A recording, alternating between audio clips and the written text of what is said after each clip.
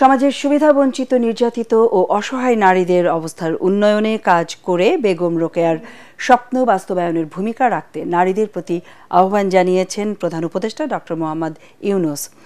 বেগম রোকেয়া দিবস উপলক্ষে রাজধানীর ওসমানী স্মৃতি মিলনায়তনে পদক প্রদান অনুষ্ঠানে তিনি একথা বলেন। এ সময় প্রধান উপদেষ্টা বলেন, স্বপ্ন দেখলে একদিন তা বাস্তবে পরিণত হবেই। বেগম রোকেয়া দূরদৃষ্টি সম্পন্ন স্বপ্ন দেখেছেন বলেই অনেক কিছুই এখন বাস্তবায়ন হচ্ছে। তিনি আরও বলেন, বেগম রোকেয়ার কল্পনার শক্তি ছিল প্রখর।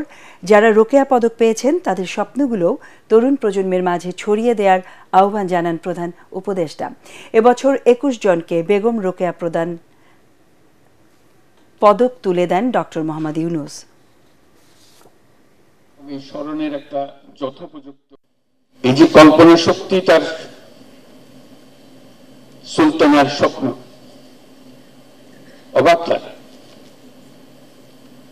কি চিন্তা তার, এবং সে চিন্তা লিখে গেছে,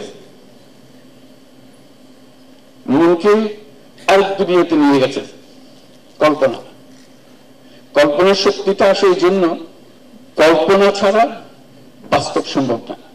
যদি কল্পনা করি একদিন সেটা বাস্তব হবে, যদি কল্পনা না করি বাস্তব হওয়ার কোনো সম্ভাবনা নাই।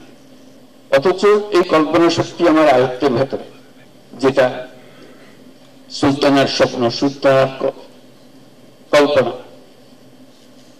চাঁদে যাওয়ার কল্পনা করেছি, মানুষ একদিন চাঁদে গিয়েছে।